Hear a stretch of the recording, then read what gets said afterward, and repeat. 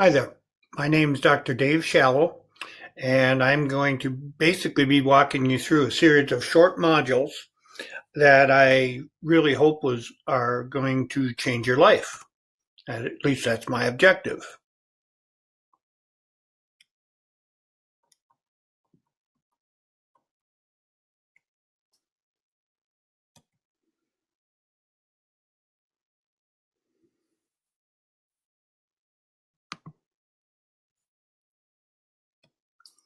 Okay, first we're going to start off with what is the test of an educated person? You got to figure, given I'm a college professor, I'm going to start you off with a test. And here it is. Can you entertain a new idea? A lot of people can't. And one of the keys to being well educated, I should say, is whether or not you can entertain a new idea with an open mind. Most people tend to reject anything new because it is different.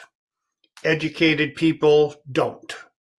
What I really want you to do is evaluate whether it might work or not. Because wherever you are now, I'll bet you want to go somewhere else. And where you are now and where you want to go, there's a distance there, or what we tend to refer to as a gap. And it is that gap that we're trying to bridge. And hopefully the material I'm going to share with you will help you get from point A to point B. But in order to make that happen, you have to be open-minded enough to listen to it and evaluate it and give it a chance to work. Test it, see if it works. If it doesn't, throw it out.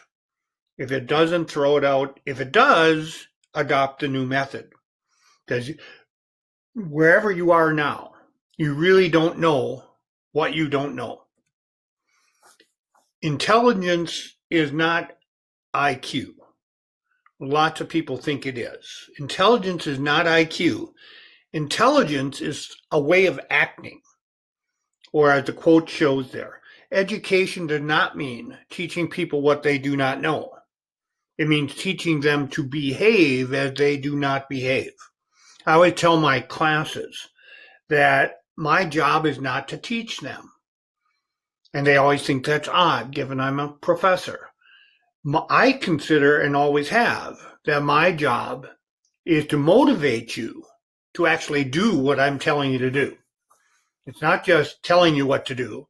It's trying to give you enough reasons that you try it and try to change your behavior. And that's what we're talking about here. Now, who am I and why can I help you? I am, as I mentioned before, Dr. David Schalow. I'm a professor of business at the University of Wisconsin-Stevens Point. I'm an emeritus professor of finance from the California State University system. Emeritus, that's kind of the Latin term for old, I think. I am a PhD in finance, MBA in risk and insurance, bachelor's degree. You can kind of read all that material. Lots of professional designations.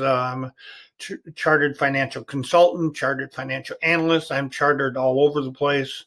Certified financial planner. Shorten up this version a little bit. I'm pretty well qualified to talk to you about anything to do with money and financial and success. I'm the author of a couple textbooks, lots of professional journal articles. I'm on the board of trustees, or that's a fancy name for board of directors, for the State of Wisconsin Investment Board, where I supervise the management of all the pension money for the state of Wisconsin, which is a little bit more than $110 billion with a B. I'm also on the Teacher Retirement Board.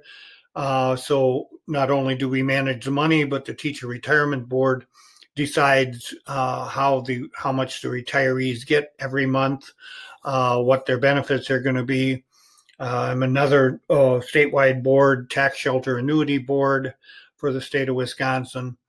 I used to own a real estate brokerage office in Southern California, Las Vegas, and also in Wisconsin. I used to do 30 to 40 million a year in property sold. That was just from the brokerage business, and I did that part time while still being a college professor. Owned a mortgage brokerage firm as well, and again, gives you a rough idea of my background. And as you can see, I'm fairly well qualified to talk to you about money. Now, why else can I help you? Well, I probably started life pretty much like you did. Most likely, you started even a little bit ahead of me.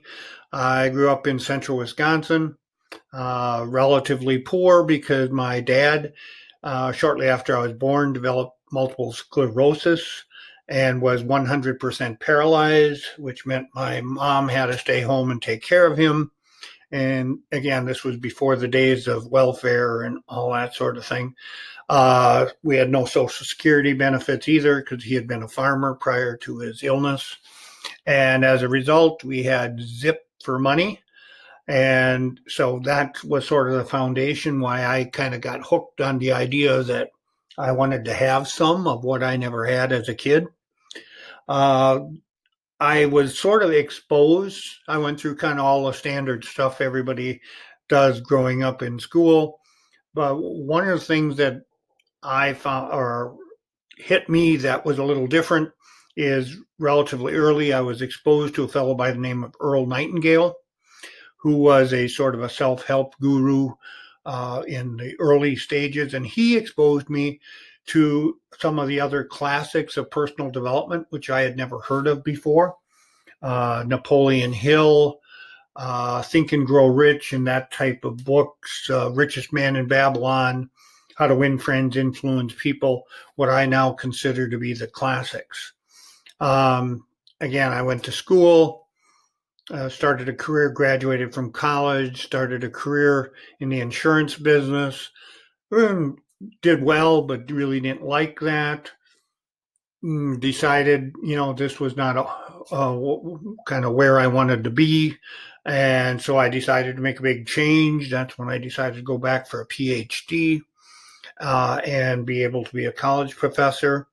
And during that entire period, I always wanted to make some money too. And being a college professor really wasn't the ticket.